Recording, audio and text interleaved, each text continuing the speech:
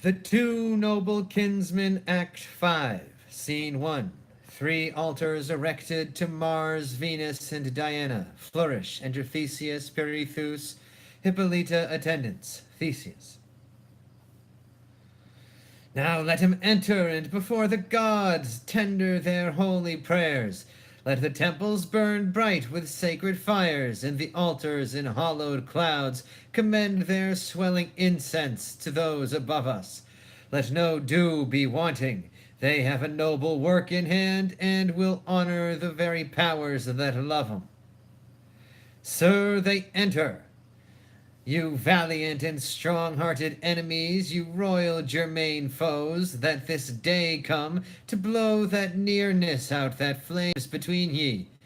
Lay by your anger for an hour, and dove-like, before the holy altars of your helpers, and the all-feared gods, bow down your stubborn bodies.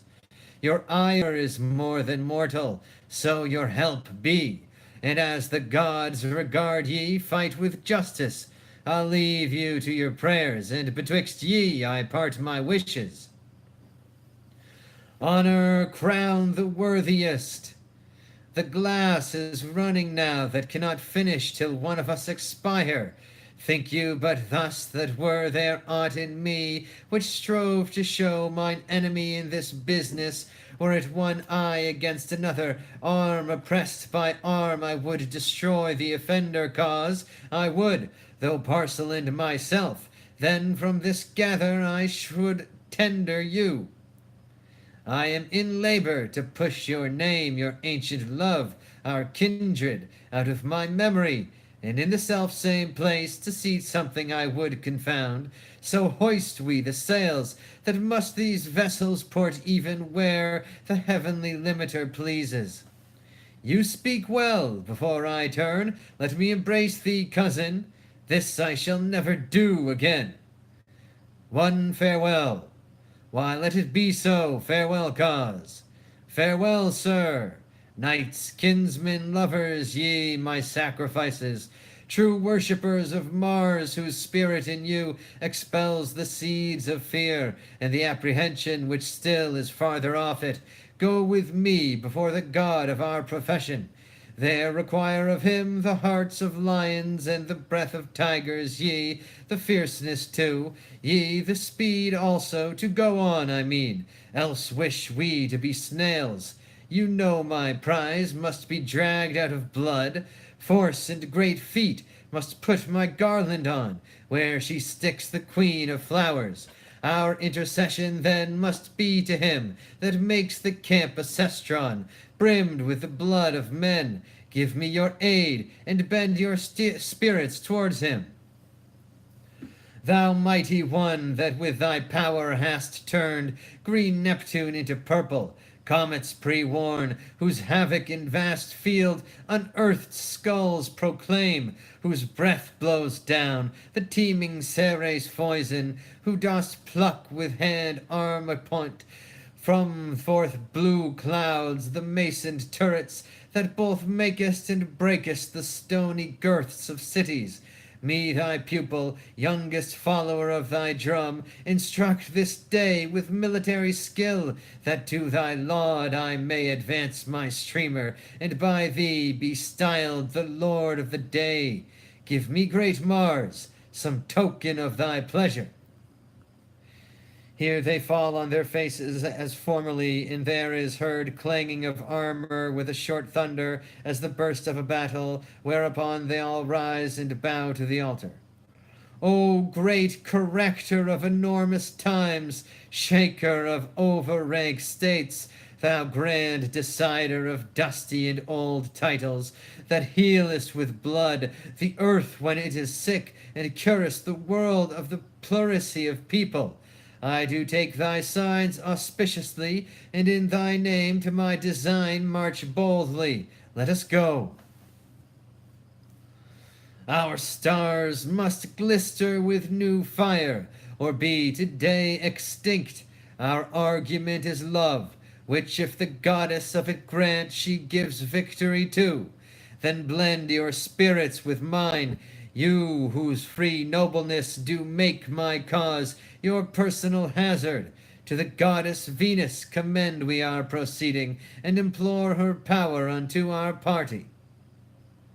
Hail, sovereign queen of secrets, who hast power to call the fiercest tyrant from his rage, and weep unto a girl, that hast the might, even with an eye glance, to choke Mars's drum, and turn the alarm to whispers, that canst make a cripple flourish with his crutch, and cure him before Apollo, that mayest force the king to be his subject's vassal, and induce stale gravity to dance, the bold bachelor whose youth, like wanton boys through bonfires, have skipped thy flame, at 70 thou canst catch, and make him, to the scorn of his hoarse throat, abuse young lays of love. What godlike power hast thou not power upon? To Phoebus thou addest flames, hotter than his. The heavenly fires did scorch his mortal son, thine him. The huntress, all moist and cold, some say, began to throw her bow away and sigh. Take to thy grace me, thy vowed soldier, who do bear thy yoke as 'twere a wreath of roses, it is heavier than lead itself, stings more than nettles. I have never been foul-mouthed against thy law, never revealed secret, for I knew none would not, had I kenned all that were. I never practised upon man's wife, nor would the libels read the liberal wits. I never at great feasts sought to betray a beauty, but have blushed at simpering sirs that did. I have been harsh to large confessors, and have haughtily asked them if they had mothers. I had one, a woman, and women 'twere they wronged. I knew a man of 80 winters, this I told them, who, a lass of 14 brided, 'twas thy power to put life into dust. The aged cramp had screwed his square foot around. The gout had knit his fingers into knots. Torturing convulsions from his globby eyes had almost drawn their spheres, that what was life in him seemed torture. This anatomy had by his young fair fear a boy, and I believed it was his, for she swore it was, and who would not believe her? Brief I am to those that prate and have done no companion, to those that boast and have not a defier, to those that would and cannot a rejoicer. Yea, him I do not love that tells close offices the foulest way, nor names concealments in the boldest language. Such a one I am, and vow that lover never yet made sigh truer than I. O then, most sweet goddess, give me the victory of this question, which is true love's merit, and bless me with a sign of thy great pleasure. O thou that from 11 to 90 reignest in mortal bosoms, whose chase is this world, and we in herds thy game, I give thee thanks for this fair token, which being laid unto mine innocent true heart, arms in assurance my body to this business. Let us rise and bow before the goddess. Time comes on. They bow exeunt. Still music of records. Enter Amelia in white, her hair about her shoulders, and wearing a wheaten wreath, one in white holding up her train, her hair stuck with flowers, one before her carrying a silver hind, in which is conveyed incense and sweet odors, which being set upon the altar of Diana, her maids standing aloof, she sets fire to it. Then they curtsy and kneel. Amelia. O sacred, shadowy, cold, and constant queen, abandoner of revels, mute, contemplative, sweet, solitary, white as chaste, and pure as wind-fanned snow, who to thy female knights allowest no more blood than will make a blush, which is their order's robe, I here, thy priest, am humbled for thine altar. O vouchsafe with that thy rare green eye, which never yet beheld thing maculate, look on thy virgin, and sacred silver mistress, lend thine ear, which never heard scurril term, into whose port never entered wanton sound, to my petition, seasoned with holy fear. This is my last of vestal office. I am bride habited, but maiden hearted. A husband I have pointed, but do not know him. Out of two I should choose one, and pray for his success. But I am guiltless of election. Of mine eyes were I to lose one, they are equal precious. I could doom either. That which perished should go to it unsentenced. Therefore, most modest queen, he of the two pretenders that best loves me and has the truest title in it, let him take off my wheaten garland, or else grant the file and quality I hold I may continue in thy hand. See what our general of ebbs and flows out from the bowels of her holy altar, with sacred act advances, but one rose. If well inspired, this battle shall confound both these brave knights, and I, a virgin flower, must grow alone unplucked. The flower is fallen, the tree descends. O mistress, thou here dischargest me. I shall be gathered, I think so, but I know not thine own will. Unclasp thy mystery, I hope she's pleased. Her signs were gracious.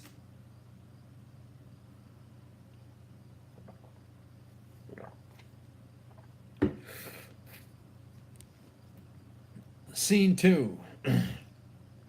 Enter doctor, jailer, and wooer in habit of Palamon.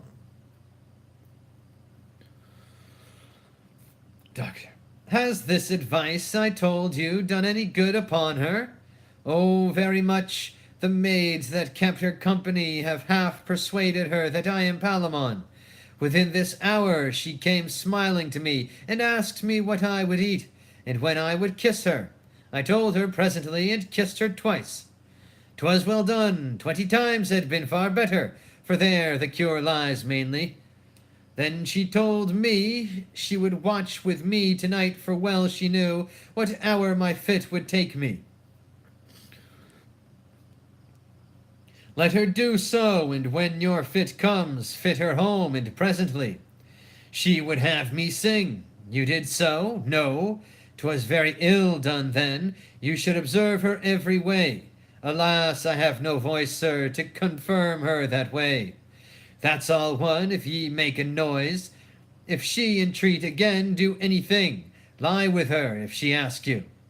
Ho, there, doctor! Yes, in the way of cure. But first, by your leave, in the way of honesty. That's but a niceness. Never cast your child away from honesty. Cure her first this way. Then if she will be honest, she has the path before her. Thank ye, doctor. Pray bring her in, and let's see how she is. I will, and tell her Palamon stays for her. But, doctor, methinks you are in the wrong still. Go, go! You fathers are fine fools. Her honesty! And we should give her physic till we find that. Why, do you think she is not honest, sir? How old is she? She's 18. She may be, but that's all one. 'Tis nothing to our purpose. Whatever her father says, if you perceive her mood inclining that way I spoke of, videlicet, the way of flesh, you have me. Yet very well, sir.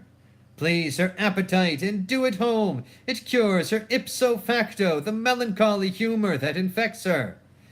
I am of your mind, doctor. You'll find it so. She comes. Pray, humor her. Come, your love, Palamon, stays for you, child, and has done this long hour to visit you. I thank him for his gentle patience. He's a kind gentleman, and I am much bound to him. Did you never see the horse he gave me? Yes. How do you like him? He's a very fair one. You never saw him dance? No. I have often. He dances very finely, very comely, and for a jig, come cut and a long tail to him, he turns ye like a top. That's fine indeed. He'll dance the Morris 20 mile an hour, and that will founder the best hobby horse, if I have any skill in all the parish, and gallops to the tune of light o' love. What think you of this horse? Having these virtues, I think he might be bought to play at tennis. Alas, that's nothing. Can he write and read too? A very fair hand, and casts himself the accounts of all his hay and provender. That hostler must rise betime that cozens him. You know the chestnut mare the Duke has? Very well. She is horribly in love with him, poor beast, but he is like his master, coy and scornful. What dowry has she? Some 200 bottles and 20 strike of oats, but he'll never have her. He lisps in his neighing, able to entice a miller's mare. He'll be the death of her. What stuff she utters!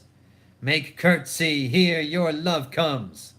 Pretty soul, how do ye? That's a fine maid. There's a curtsy.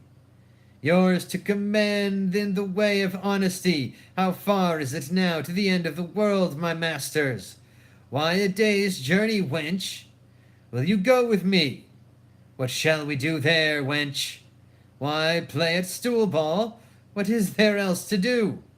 I'm content, if we shall keep our wedding there. 'Tis true, for there, I will assure you, we shall find some blind priest for the purpose that will venture to marry us, for here they are nice and foolish. Besides, my father must be hanged tomorrow, and that would be a blot in the business. Are not you Palamon? Do not you know me?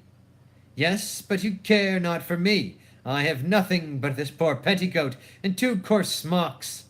That's all one I will have you. Will you surely? Yes, by this fair hand will I. Will to bed then, even when you will. Oh, sir, you would fain be nibbling. Why do you rub my kiss off? 'Tis a sweet one, and will perfume me finely against the wedding. Is not this your cousin Arcite? Yes, sweetheart, and I am glad my cousin Palamon has made so fair a choice. Do you think he'll have me? Yes, without doubt. Do you think so too? Yes. We shall have many children. Lord, how ye are grown. My Palamon, I hope, will grow too, finely, now he's at liberty. Alas, poor chicken, he was kept down with hard meat and ill lodging, but I'll kiss him up again. What do ye here? You'll lose the noblest sight that ever was seen. Are they in the field? They are. You bear a charge there too. I'll away straight. I must even leave you here. Nay, will go with you. I will not lose the fight. How did you like her? I'll warrant you, within these 3 or 4 days, I'll make her right again. You must not from her, but still preserve her in this way. I will. Let's get her in. Come, sweet, we'll go to dinner, and then we'll play at cards. And shall we kiss too? 100 times. And 20? And 20. And then we'll sleep together? Take her off her. Yes, marry, will we. But you shall not hurt me. I will not, sweet. If you do, love, I'll cry.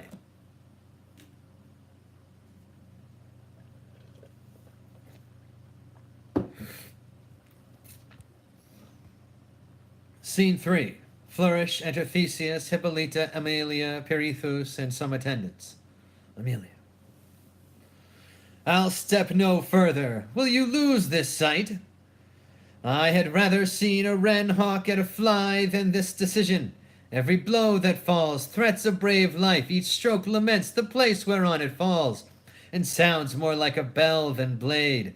I will stay here. It is enough my hearing shall be punished with what shall happen, against the which there is no deafing but to hear, not taint mine eye, with dread sights it may shun. Sir, my good lord, your sister will no further. Oh, she must. She shall see deeds of honor in their kind, which sometimes show well penciled. Nature now shall make and act the story, the belief both sealed with eye and ear. You must be present. You are the victor's meed, the price and garland to crown the question's title. Pardon me, if I were there, I'd wink. You must be there. This trial is as clear in the night, and you the only star to shine. I am extinct. There is but envy in that light which shows the one the other. Darkness, which ever was the dam of horror, who does stand accursed of many mortal millions, may even now, by casting her black mantle over both, that neither could find other, get herself some part of a good name, and many a mirth her set off whereto she's guilty. You must go. In faith I will not. Why, the knights must kindle their valor at your eye. Know of this war you are the treasure, and must needs be by to give the service pay. Sir, pardon me, the title of a kingdom may be tried out of itself. Well, well then, at your pleasure, those that remain with you could wish their office to any of their enemies. Farewell, sister. I am like to know your husband for yourself by some small start of time. He whom the gods do of the two know best, I pray them he be made your lot. Arcite is gently visaged, yet his eye is like an engine bent, or a sharp weapon in a soft sheath. Mercy and manly courage are bedfellows in his visage. Palamon has a most menacing aspect. His brow is graved, and seems to bury what it frowns on. Yet sometime 'tis not so, but alters to the quality of his thoughts. Long time his eye will dwell upon his object. Melancholy becomes him nobly, so does Arcite's mirth. But Palamon's sadness is a kind of mirth, so mingled as if mirth did make him sad, and sadness merry. Those darker humours that stick misbecomingly on others, on him live in fair dwelling. Hark, how yon spurs to spirit do incite the princes to their proof! Arcite may win me, and yet may Palamon wound Arcite to the spoiling of his figure. Oh, what pity enough for such a chance! If I were by, I might do hurt, for they would glance their eyes toward my seat, and in that motion might omit a ward, or forfeit an offence, which crave that very time. It is much better I am not there. Oh, better never born than minister to such harm. What is the chance? The cries of Palamon. Then he has won, 'twas ever likely. He looked all grace and success, and he is doubtless the primest of men. I prithee run and tell me how it goes. Still Palamon, run and inquire. Poor servant thou hast lost.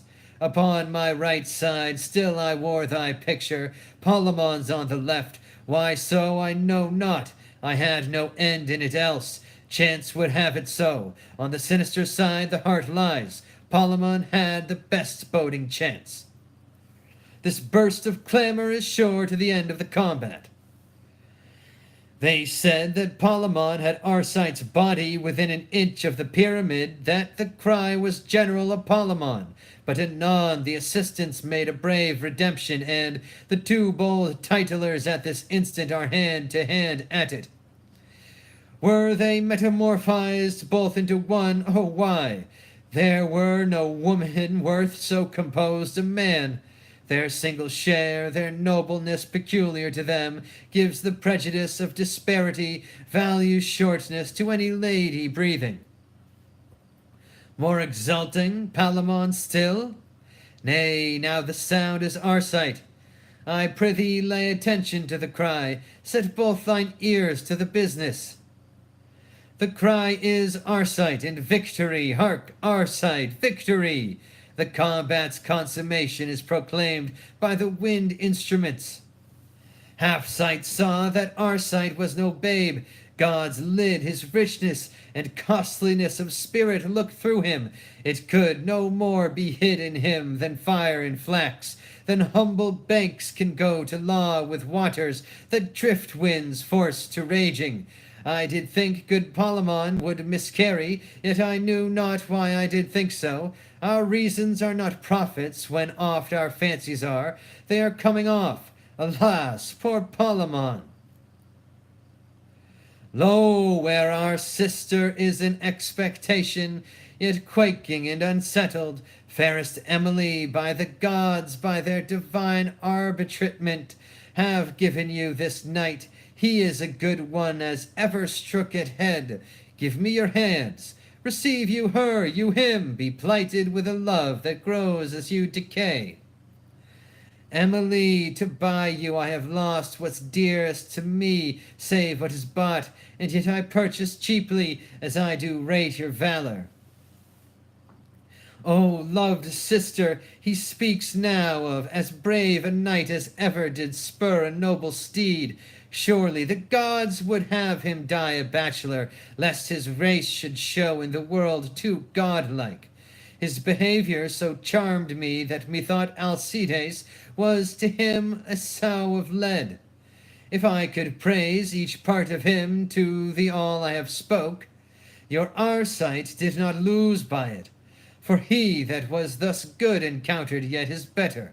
I have heard two emulous Philomels beat the ear of the knight with their contentious throats, now one the higher, anon the other, then again the first, and by outbreasted, that the sense could not be judged between 'em. So it fared good space between these kinsmen, till heavens did make hardly one the winner.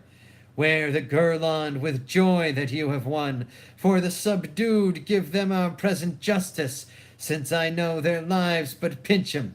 Let it here be done, the scene's not for our seeing. Go we hence right joyful with some sorrow. Arm your prize, I know you will not lose her. Hippolyta, I see one eye of yours conceives a tear, the which it will deliver. Is this winning?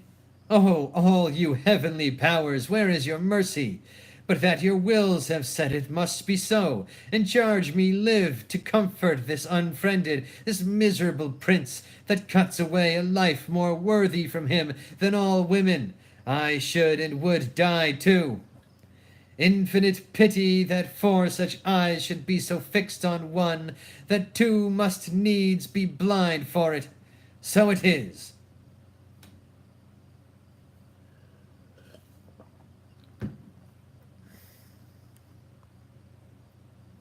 Scene 4, a block ready. Enter Palamon and his knights, pinioned, jailer, executioner, etc. guard. There's many a man alive that hath outlived the love of the people, yea, in the self-same state stands many a father with his child. Some comfort we have by so considering, we expire, and not without men's pity, to live still, have their good wishes. We prevent the loathsome misery of age, beguile the gout and rheum that in lag hours attend for grey approachers. We come towards the gods, young and unrapered, not halting under crimes many and stale, that sure shall please the gods sooner than such, to give us nectar with 'em. For we are more clear spirits, my dear kinsmen, whose lives for this poor comfort are laid down. You have sold 'em too cheap. What ending could be of more content? Over us the victors have fortune, whose title is as momentary as to us death is certain. A grain of honor they not overweigh us. Let us bid farewell, and with our patience anger tottering fortune, who at her certainest reels. Come, who begins? Even he that led you to this banquet shall taste to you all. Aha, my friend, my friend! Your gentle daughter gave me freedom once. You'll see it done now forever. Pray, how does she? I heard she was not well, her kind of ill gave me some sorrow. Sir, she's well restored, and to be married shortly. By my short life, I am most glad on it. 'Tis the latest thing I shall be glad of. Prithee tell her so. Commend me to her, and to peace her portion tender her this. Nay, let's be offerers all. Is it a maid?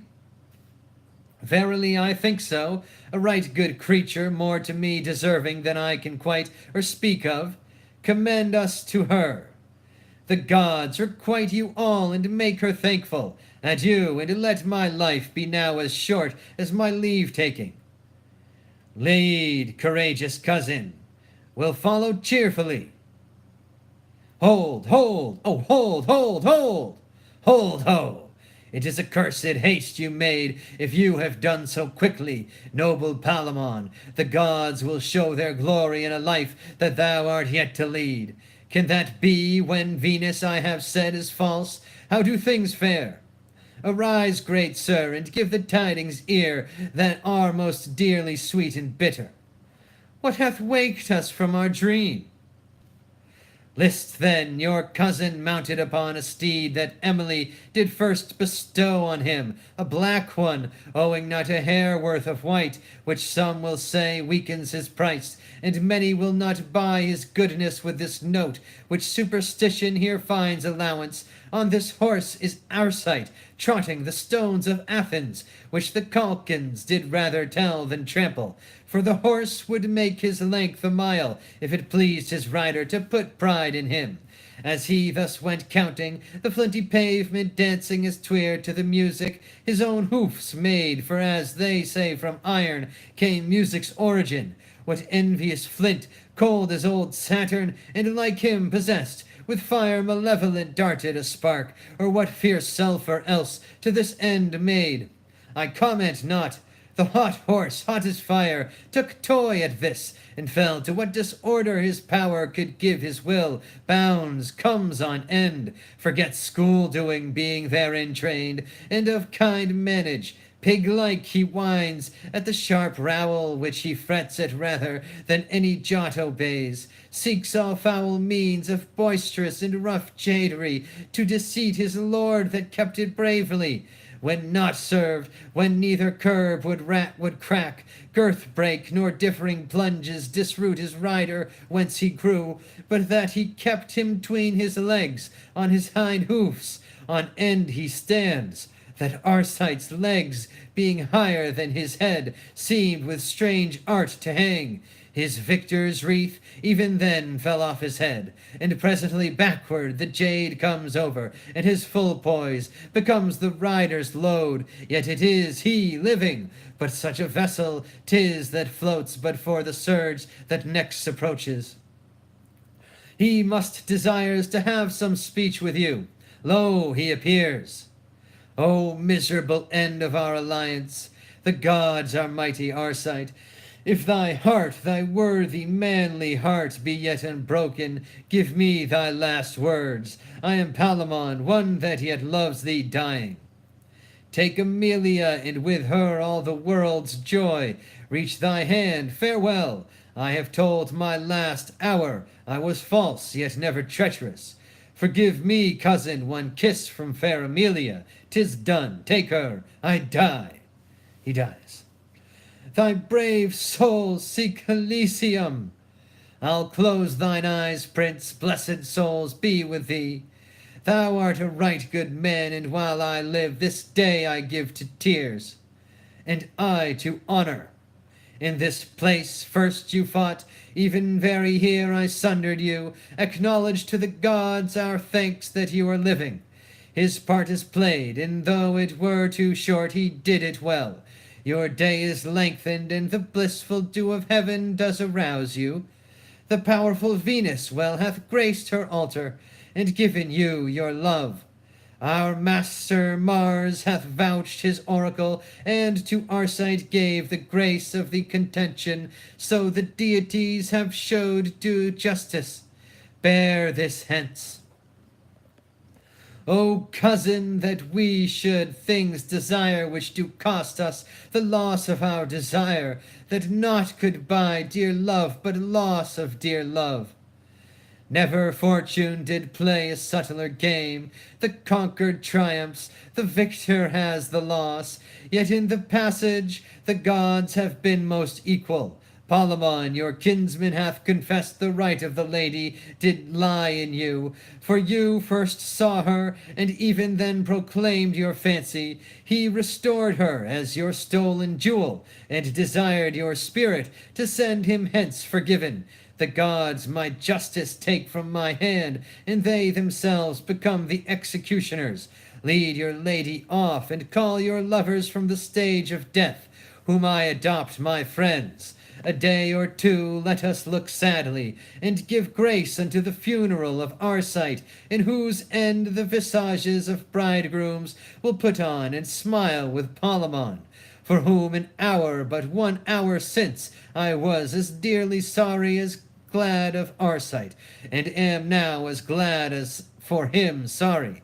Oh, you heavenly charmers, what things you make of us! For what we lack we laugh, for what we have are sorry, still are children in some kind. Let us be thankful for that which is, and with you leave dispute that are above our question. Let's go off, and bear us like the time.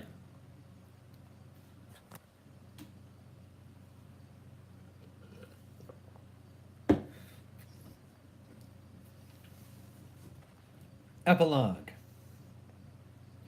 I would now ask ye how ye like the play, but as it is with schoolboys cannot say. I am cruel, fearful, yet pray, yet stay a while, and let me look upon ye. No man smile? Then it goes hard, I see. He that has loved a young handsome wench, then show his face. 'Tis strange if none be here, and if he will, against his conscience let him hiss and kill, or mark it. 'Tis in vain, I see, to stay ye. Have at the worst can come, then. Now what say ye? And yet mistake me not, I am not bold. We have no such cause. If the tale we have told, for 'tis no other, any way content ye, for to that honest purpose it was meant ye. We have our end, and ye shall have ere long, I dare say, many a better to prolong your old loves to us. We and all our might rest at your service. Gentlemen, good night. End of the Two Noble Kinsmen. Praise God, Jesus Christ, Jah Rastafari, the Most High. Bless William Shakespeare and John Floyd.